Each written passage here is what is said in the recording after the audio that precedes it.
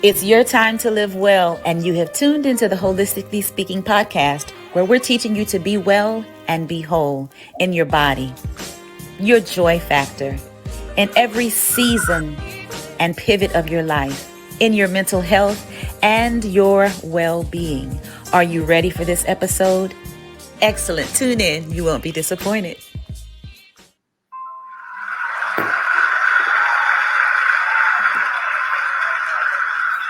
Hey, everybody.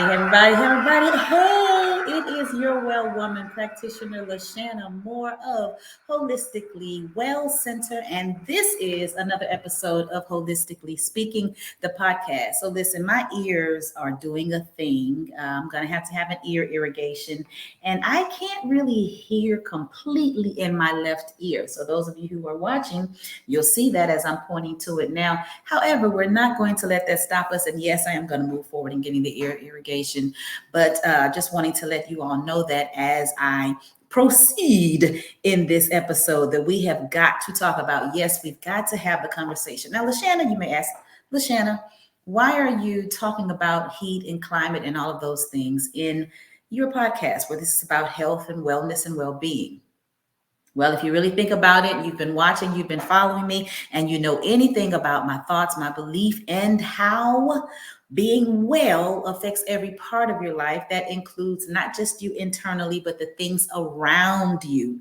And if you are anywhere on this earth right about now, you are experiencing the heat, and you can testify to the fact that it is hotter than usual.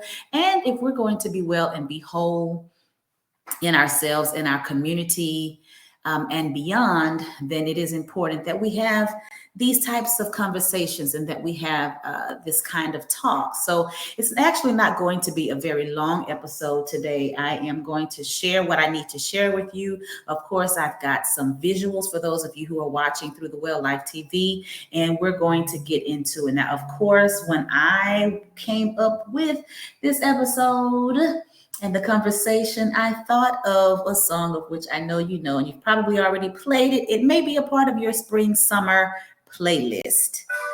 Goes a little something like this.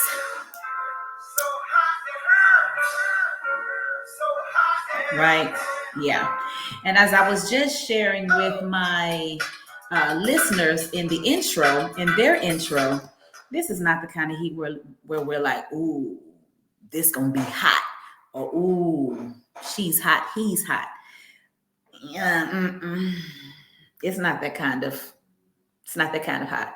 It is the kind of hot where we are literally questioning the health of our existence and how we're going to manage the heat, let alone thinking about those who are susceptible to this heat in a very deprived and devastating way.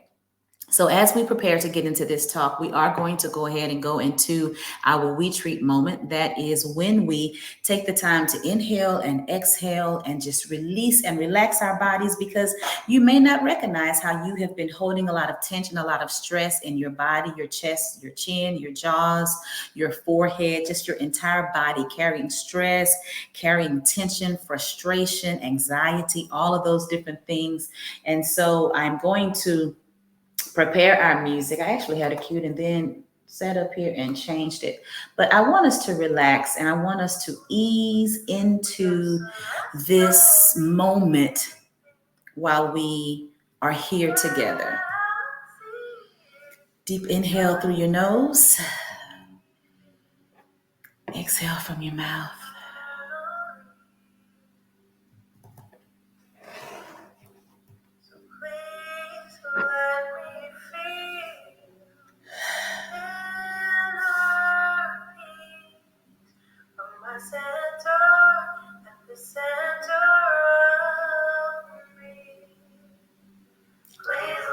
Let me feel inner peace. Inner peace which comes from our source, our creator, our almighty. And peace that comes also from the boundaries that we put in place in our lives. And peace that comes from knowing that every day is going to take care of herself, and peace from knowing that everything is always figure outable, that there are always solutions and resolves. May not feel like it at the moment, but there are. And so, as we talk about this conversational piece today of heat and what we can even do as this climate feels like it's getting hotter and hotter every season, it feels like it is hotter and hotter. What is it that we can do? Oh, I think I broke up. Okay, we're back. What is it that we can do to contribute to a better, safer, and cooler environment? So, we're going to talk about those things. Now, what if I told you that we are responsible for a lot of the heat indexes that we are experiencing across the globe? Definitely the southern states, as well as states like Arizona. You all are feeling it as well. We're having the discussions online. This may be a common ground that all states, that many states, should I say, have in common, that we're all able to talk about in real time simultaneously. And so it really is a conversation for us to have. I'm going to pull up on the screen, if you are watching, some facts, and just also wanting to share with us where this is coming from, and explain what this climate change is all about. So as you're checking out the screen, make sure you read the disclaimer, and I'll read the disclaimer, and I'll read it for our audio audience. Information shared on these episodes are the beliefs and opinions of the host. Health topics are not designed to treat or cure medical issues. Please consult your physician. Any spiritual episodes that we share, our spiritual episodes, are from the foundation of our Christian faith. So let's talk about why it is so hot. NASA, which is located here where I live, has been, of course, analyzing and tracking and doing their own research through their satellites of Earth for a very long time. Scientists have been observing Earth for a long time. They use NASA satellites. This is directly from NASA. They use NASA satellites and other instruments to collect many types of information about Earth's land, atmosphere, ocean, and ice. And so it's this information that that tells us that the Earth's climate is getting warmer. So it's not just a figment of your imagination. It is real. The struggle is real, that it is extremely hot. And yes, every year it's getting even hotter. So a few reasons as to why that's happening. And this is where I want us to really take some introspection. My husband's record, shameless plug, introspection. Make sure you check it out. But this is where we really need to take some introspection and figure out what we need to do to protect Mother Earth, to apologize to her, and to have a safer heat experience, which is possible. It's going to take some time, but it is possible. We have been warned about climate control, climate change, global warming for quite some time. I don't know if we have really been listening. At the time of this episode recording, of course, I record most of the time in the evening, and I just heard my neighbor pulling out the lawnmower, or it may have been the landscaping people that are getting to the yard this evening. And listen, I can't even blame them, because it is that kind of heat. You almost literally have to wait until the sun sets, because it's well into the 90s and upper 80s even after sunset. And listen, heat deaths are the leading cause of weather related deaths. It doesn't get a lot of press. It doesn't get a lot of publicity. It's not talked about very much, but heat, and our elderly community and those who are economically impacted are the most prevalent categories that fall prey to the extreme heat. Now, for cities, I know my city for sure, the city of Houston, they have a lot of cooling centers that they've set up throughout the city. But you need to be checking on your senior community, your loved ones, and you need to be checking on those who are much more exposed and vulnerable to issues like this. Back in the day, you could have you a nice little window unit and that would be just fine. But now we have solar panels, which is great. We run our air conditions. Some of our buildings or our homes have multiple units. And the upside is that we are able to cool the inside of our areas, but it definitely pulls on the energy, thus your electricity bill. Can I have an amen? Because that is for sure. That's almost like the exchange for running your air condition. And so I know that you're trying to find ways on how to find a balance. Those of you who drive vehicles, you're probably experiencing some issues with your coolant, your Freon, your AC situation. I had to take my vehicle as well, because the struggle is very real. And when you go to these shops, they will tell you just the load of customers that they have coming in for this very reason. People are needing to get their AC checked because the heat is demanding and it's pulling so much. And so one of the things that I discovered is that a lot of what we are doing is actually fueling and feeding the sun, therefore making it hotter. So it's not just the sun saying, hey, I got something for y'all this summer. Want to see it? This how it is. Want to here go. It's not just the sun doing those things to us. It's a lot of what we are doing as a result of negligence, not knowing, not taking it seriously. And listen, it has already been determined that by 2050, there are going to be some serious issues. We're already in triple digit measurements. By 2050, we're going to have some major issues. Now, whether we are alive at that point or not, we've got legacies that we're leaving behind. There are generations to come behind us, your grandchildren, your great-grandchildren, your nieces, all of your greats, and the babies that are being born. Listen, this is an issue that they're going to have to consider. We're leaving behind a lot of challenges if we don't make a collective decision to change some things about our way of living. And if we do it collectively, we can begin to move the needle a little bit. So let me give you some information. One of the areas that we see the heat wave is growing in frequency and intensity around the world, of course, due to climate change. So the report says that scientists have been warning us, for some time now, that the rise in global average temperature, also as greenhouse gas levels mount in the atmosphere, is causing an increase in the risk of hot weather. The threat of heat waves will carry on climbing while greenhouse gas levels continue to accumulate. Here it is. I just mentioned this to us.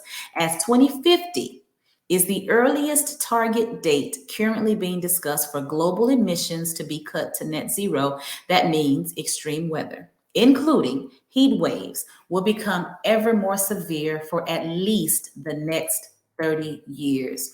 We talk about being well. When we talk about being well, that means you're thinking well, you're being proactive. My holistically speaking family, I know that you all are aware of this and you do these things. That's why we are together the way that we are. And you listen to this podcast episode. It may inform you, it may inspire you, but it also, in many ways, agrees with your thinking. It agrees with your spirit. It agrees with your thinking process, and it agrees with truth.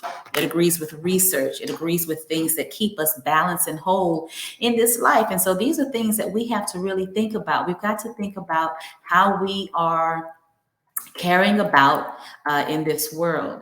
I already mentioned that most people who die from these unhealthy heat conditions are elderly, particularly those with respiratory illnesses. Heat impacts, as a result, the heat impacts of heat waves have been largely hidden, said that, and underappreciated. Now, this is something very interesting that I didn't know, that I discovered. If you die of a heat-related issue, that's not necessarily reflected on the death certificate. So, with that being said, I'm not sure if they're able to really get a hard number count on the number of deaths that are heat related. We do know that heat is the number one weather related death. So let's go on a little bit more. I found information all across the country, and I'm going to continue to study it as well because this is our responsibility. We say, am I my brother's keeper? Yes. My sister's keeper? Yes, we are. We are one another's keeper. We're responsible for the generation that we're raising and for making them aware and creating an urgency in them to take better care of this earth. It's not going to do it by itself. Now, we know in most of our cities, especially mine, where there's a lot of construction and a lot of building, what goes first? Our trees. Our trees are cut down. And when our trees are cut down, it makes us prone to a lot of the, and I'm going to try to find the information because I want to give it to you accurately and so articulately as they did. But it makes us prone to a lot of, what is the word that I'm looking for? A lot of the fossil fuels that, and all of this is emitting, this is how I've learned it. All of this is emitting in the atmosphere and rising up to the top. And as I said, it's fueling, it ultimately fuels the sun, tells the sun to grow stronger in heat, grow stronger in strength. All of our large cities, we see that a lot of the trees are being cut down, over $7 million. Now, there's a lot of planting that's happening now for those who are living consciously and who are a part of environmental friendly organizations and groups. There's a lot of tree planting, but it takes a long time for a tree to really come into its fullness, into its full maturity. So it's going to take some time for those trees to grow. In the meantime, maybe we need to begin considering what we can do locally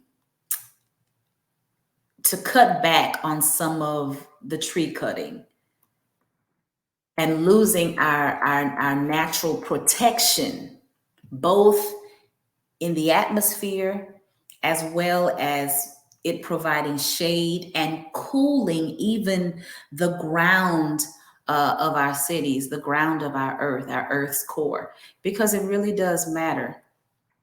I want to go on and share with you a few others. I'm going to put this, let me put the presentation back on the screen and read to you a few more environmental facts. I mentioned fossil fuels as I was on the struggle bus trying to explain those trees a minute ago. Let's talk about the fossil fuels. So fossil fuels like coal and oil are increasing they increase in our air in the form of CO2. We learned about this in science. And listen, when you think about areas, again, like mine, we are guilty, where there are a lot of industrial factories. You think about areas where there are a lot of mills. All of this is emitting carbon dioxide, methane. It traps the sun's heat in the Earth's atmosphere. Burning of fossil fuels like coal and oil are increasing the amount of carbon dioxide in our air. So this happens because the burning process combines carbon with oxygen in the air, and that's what makes it carbon dioxide. So just a little review of our science. For people who like to burn trash, areas where trash is being burned. When we talk about littering and protecting our community, protecting our neighborhoods, and also, again, I'm going to say it, make sure that we make this an urgent matter with our youth. And listen, a lot of adults do it. I see us littering all the time. You so easily flick something out of your car window as you're driving, or you don't want to take the time to wait for a trash can or to go to a trash can, and you just you give it to the earth. You litter and leave it wherever it lands. And we're going to have to stop doing that a lot in a lot of our neighborhoods, and especially our deprived and low income neighborhoods. We see so much trash and so much littering. We are quick to throw stuff out into the front yard for the trash man to pick up. We're putting mattresses and stuff out there. We're not figuring out the best way to recycle. We throw away a lot of bottles and glass. Y'all, we're going to have to get a grip on these things. Earth's climate has warmed up. The planet is warming up much faster now than it ever has over human history. Global air temperatures near Earth's surface have gone up about 2 degrees Fahrenheit in the last century. In fact, the report says the past 5 years have been the warmest 5 years in centuries. And then it goes on to talk about a report, or I won't even say an experiment, but somewhat of an experiment that NASA does every year going into the colder climates like Antarctica. And there's like an ice test that they do. They drill into the ice core, and it kind of looks like you're plunging a straw into like a slushy, and it pulls out this ice, this long cylinder type of ice cube, and each and in the big ice cube, the cylinder, it has various layers. This was very interesting. It has various layers with different color blues, of course, which represents the different types of cold. And they're able to determine what kind of freezing, and they're able to also determine how the earth is warming up each year by the different color blues in this ice cylinder. The ice contains bubbles of the air from every year. And so the scientists are able to analyze the bubbles in each layer to see how much carbon dioxide they contain. That is amazing, but it is also scary because it's product proof that's showing us that we have got to get it together. We've heard, if you have been listening or reading, that the glaciers are melting a little bit more and more every year, shrinking the ice. Glaciers are like frozen rivers, but now they're starting to warm up. Warmer temperatures are causing them to flow quicker. And many of them flow toward the ocean, and that breaks up huge chunks into the fall, into that chunks of that fall into the water. As it starts to warm up and break up, it falls into the water. Another thing that we know is that when the heat rises, it also expands the ocean. It expands the water. There's a lot for us to know. There's a lot for us to recognize, and a lot for us to be educated and held accountable for. So how can we improve it? This is what I'm going to spend the rest of the time. And I really just want this podcast episode to be just an introduction, because I want us to do our due diligence. I want us to start taking action in what we need to do to protect our earth and to be better stewards of our climate. And so when we think about taking climate action, it's typically broken down into several categories. You have food, you have home life, you have your shopping, you have transportation, and then of course, ultimately it's going to be about advocacy, because change does not come without it. Change does not come without it. So I want to briefly talk about the food aspect, and I'm going to dig a little deeper into this. When we think about food, you definitely have to consider farming and how these climate changes are affecting farming, and also the amount of meats that we eat, making sure that we are eating things that are in our refrigerator, making sure that we are not throwing away waste. We can cut food waste by 50% by simply eating what's in our fridge. And if you don't want it, consider packaging it up and giving it to someone else. We have got to, we have got to restructure our thinking.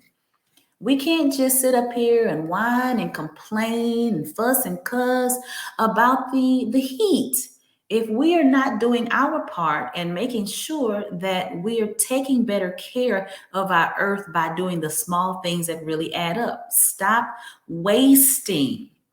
Use what's in your fridge. Scraps can become stock. If you're from the old school or you were raised with some elders, you already know about how you can reuse things, how you can recycle things. Scraps can become stock. Every invest in composting if you're able to. Join some communities that do it together. If you live in a neighborhood and it's not already a part of your neighborhood, discuss it with your HOA. I was talking about meat a moment ago, making sure that we're eating our meat. If you're a dairy person, making sure that you are consuming your dairy and not letting it go to waste, because of course, all of that goes back into the issue that farmers and farming has. So we want to consider that. Let's move on and look at what we can do in our homes. A lot of options in our homes. I guess this is going to be a 30-minute episode, huh? Well, let's continue on. Big stuff like installing solar panels. More people are doing that. Energy efficient windows, electrifying everywhere that you can. But those clearly take time. And yes, I know. I know because I've been inquiring and getting pricing. It takes money. So you can't do everything at once, but you can do a little bit at a time. Washing your clothes in cold water makes them last longer. Turning down the thermostat, maybe not having. If you've got a lot of windows, like we've got loads of windows in our house, but we have a lot of panels as well. I only open up half a panel because I do like the natural. I like the natural light, but having the panels exposed too much also makes the house hotter. So I don't open them all the way up. I like the natural light because it's great for a lot of different things. And it is a natural free medicine. So I take advantage of the light and what the natural light does for us mentally and emotionally.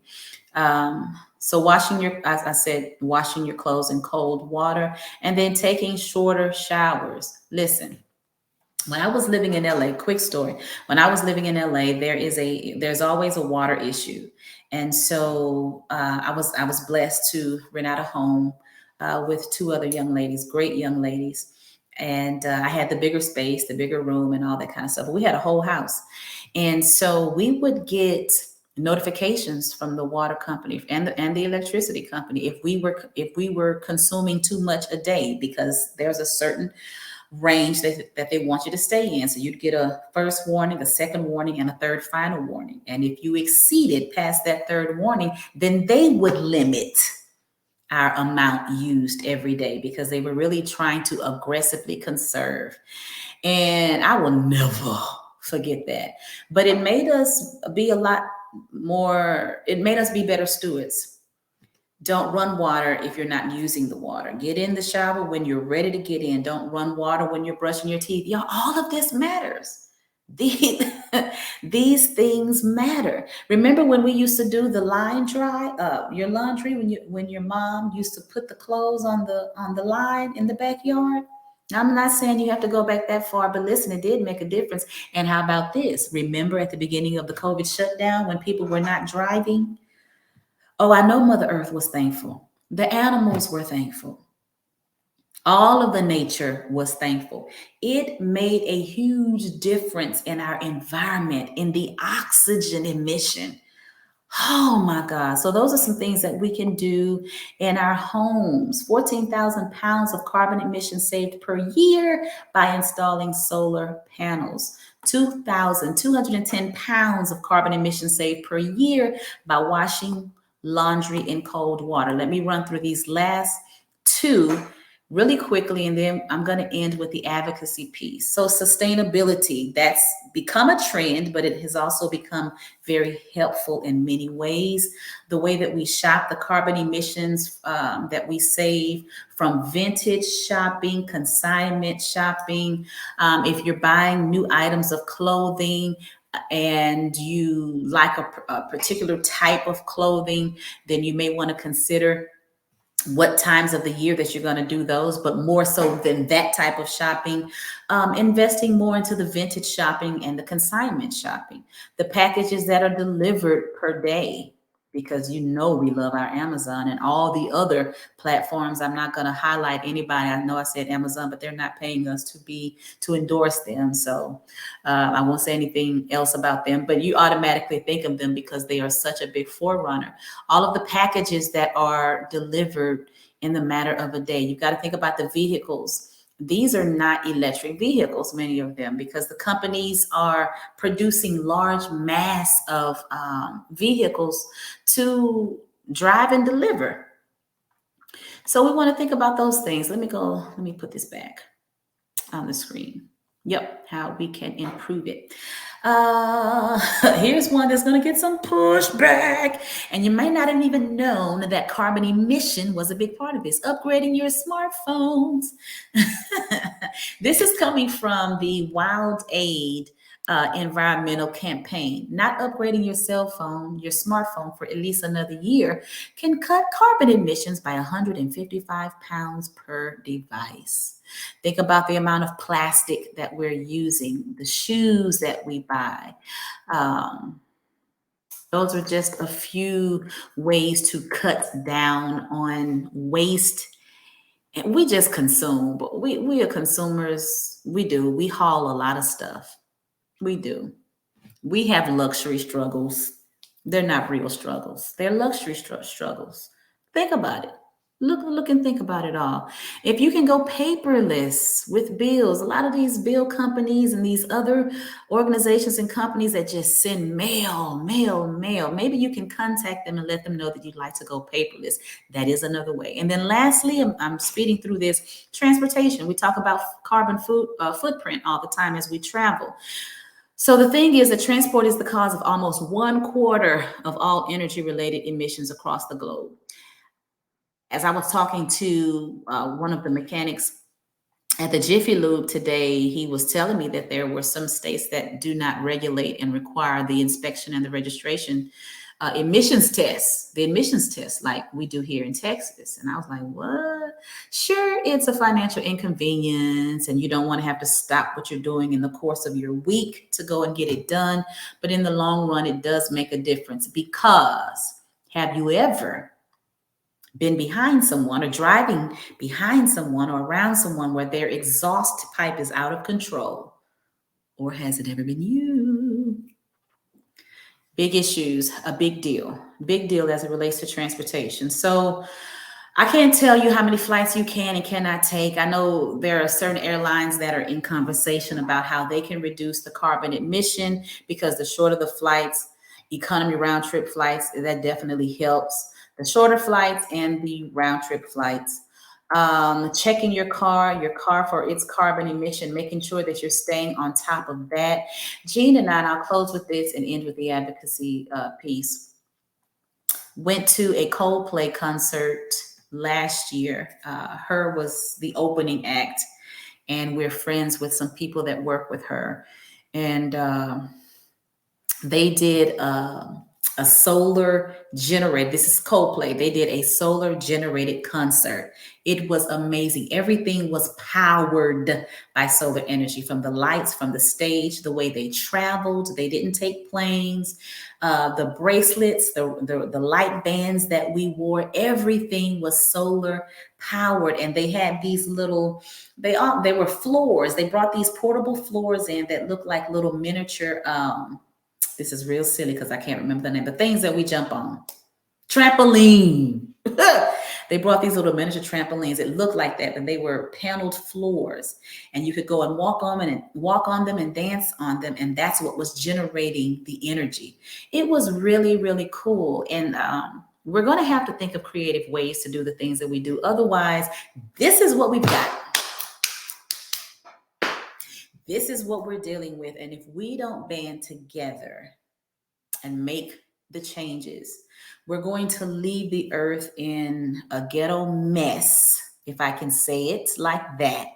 We're going to leave the earth in a ghetto mess for those who are coming behind us. And it is not fair to those generations that are coming behind us. So let's consider changing things a little bit at a time. Catch the replay this episode so that you can make some notes. I'm going to end with advocacy. Across the country, cities and states are leading on climate change with everything from incentives like rebates to renewable energy. I like that. Infrastructure. Come on, farms.